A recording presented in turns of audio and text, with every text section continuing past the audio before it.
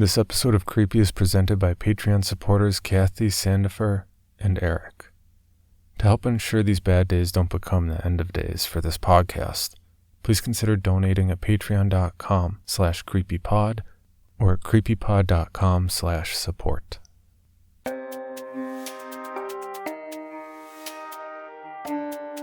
This is Creepy, a podcast dedicated to sharing the most famous, chilling, and disturbing creepypastas and urban legends in the world.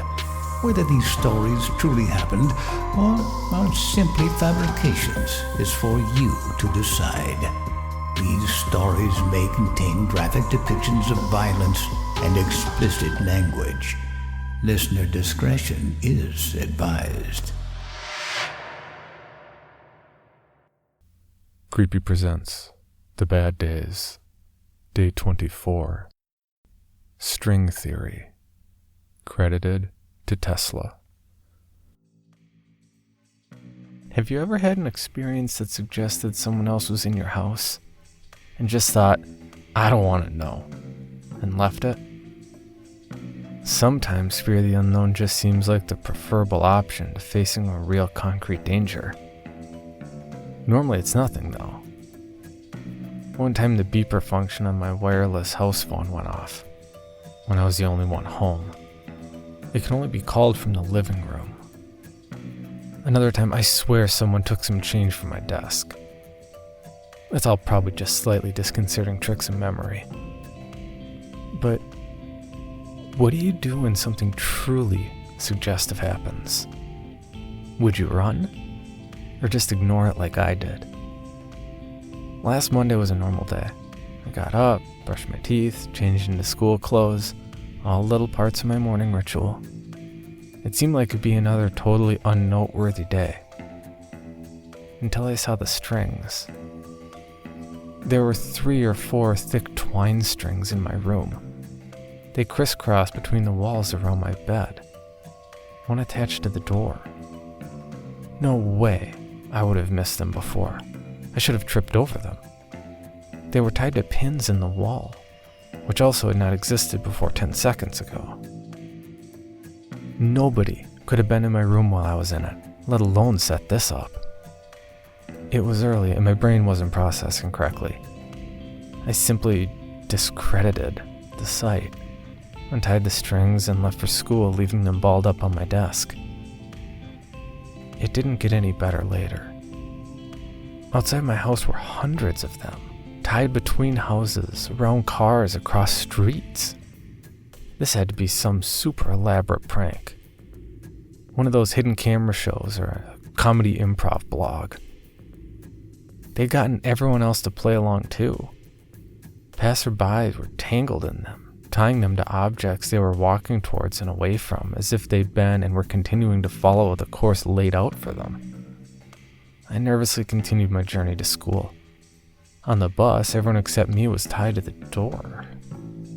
At school, groups of friends were tied to each other. Teachers were tied to their desks and boards. Oddly enough, at this point, all I could wonder was, why had I been left out? When my friend Lucy sat beside me in first period, she simply plunked her bag down on my lap and rested her chin in her hand, looking right past me to the window outside. Hey, Lucy. No response. Come on, I didn't expect you to be in on this too. She sighed and started taking books from her bag. All the books were tied to her hands.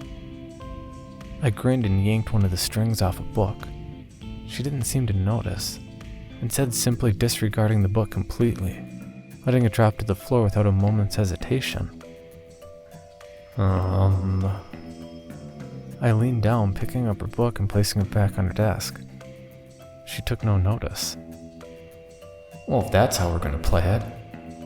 I smiled, trying to look playful, but really just trying to hide my nervousness. I bundled all the strings attached to her together with one hand and pulled them all free. She blinked, turning to stare at me. Holy crap, Martin, you're like a ninja or something. I've been sitting here for maybe 10 minutes. I smiled again, relieved my friend had finally noticed me. Where did all these strings come from? She gasped, seemingly noticing for the first time. I assumed you were all fucking with me. She stood up, backing into a corner. No one else in the class noticed. They weren't here a minute ago. Do you see them too? Her tone made it clear she was genuinely scared. No, didn't you? I was interrupted by my teacher slamming the door behind her. Everyone except me and Lucy murmured a good morning, and still, no one seemed to pay either of us any notice. People have been ignoring me all day, I said to Lucy before turning to our teacher. Hey, dumb bitch. You can't teach for shit. No reaction. I'm getting away from all this shit. Lucy pulled a few strings aside and left class. I followed, and surprise, surprise, no one else noticed. We wandered the corridors, leaving and entering classes as we saw fit. Whenever we untied a chair or book from someone else, it was like it suddenly didn't matter to them. It didn't exist. I showed her the street outside.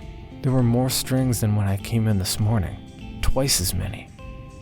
We carefully picked our way through the tangle, making our way to a nearby coffee shop. Not particularly grand, I know, but what would you do in our situation? As I said, fear of the unknown seems like the safer option. On a few occasions, I suggested we untie a few more people. Lucy was opposed to it, remembering how terrified she'd been. In the coffee shop, we grabbed a couple of sandwiches and drinks from the fridge. We found a table, untied all strings attached to the chairs, and sat down. We both ate in silence, both of us too scared. Both of us distracting ourselves by watching the strangers in the shop, oblivious to the strings. After 20 minutes, Lucy spoke up. Now she's gonna take that sandwich, she said, pointing at the woman across the shop. Sure enough, she walked to the fridge and took the plastic wrap sandwich she was tied to. She pays for it and leaves. She did so, according to the prophecies of the strings. That guy doesn't intend to pay. I watched as a man took his coffee and ran out of the store. The two servers just looking too exasperated to go after him. This is horrible. She whispered. Let's go, please.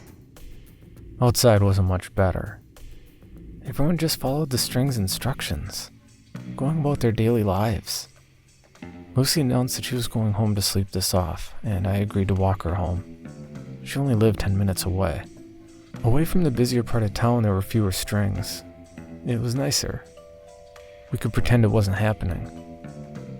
When we turned onto Lucy's street, she stopped, her mouth falling open. What now? I broke the silence, my voice sounding surprisingly small. Look. She pointed outside one of her neighbor's houses. I saw it clearly, and I'll take my memory of that moment till the day I die. A little dark imp, maybe 3 feet tall, walking along with its knuckles on the ground, almost like a monkey. It had 2 bulbous yellow eyes taking up about half its face, and no mouth or any other facial features. It was holding a hammer and a ball of twine, which it was letting out behind it. It walked quickly and quietly from the front door of the house to the mailbox.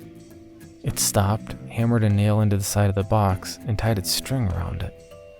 It turned to face us, and stopped when it spotted us. My bottom fell out even further than it had already been, but it just stared with a look of surprise and curiosity. You could almost say it was the more frightened one.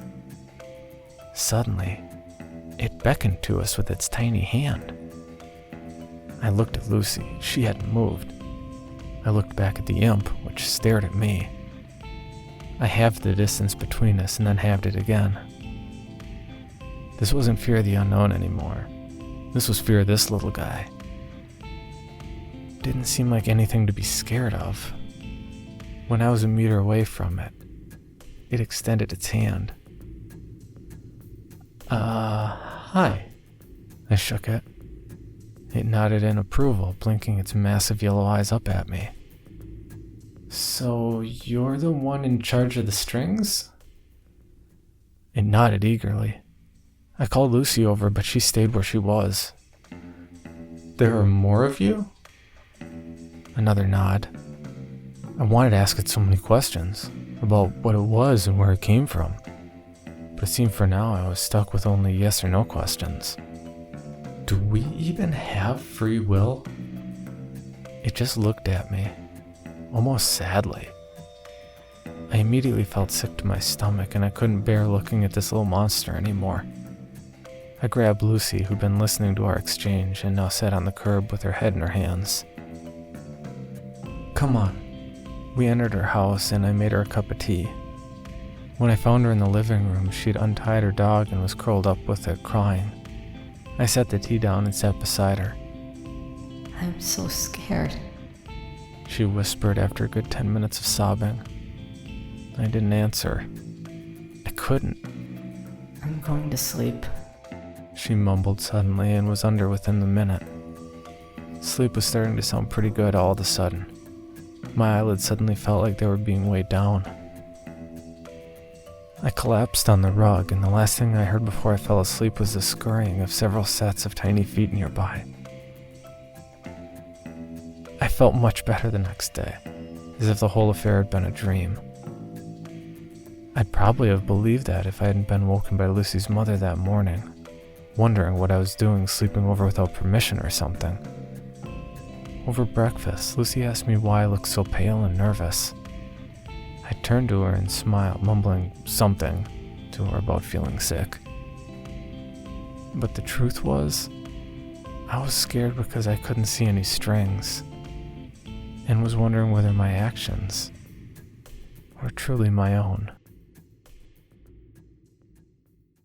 For more information, including pictures and videos of the stories told on this podcast, or to suggest stories for future episodes, please visit us at CreepyPod on Twitter, Instagram, and Facebook, or email us at creepypod@gmail.com. All stories told on this podcast can be found at creepypastawikia.com and are protected by a Creative Commons license. Some rights reserved unless otherwise stated.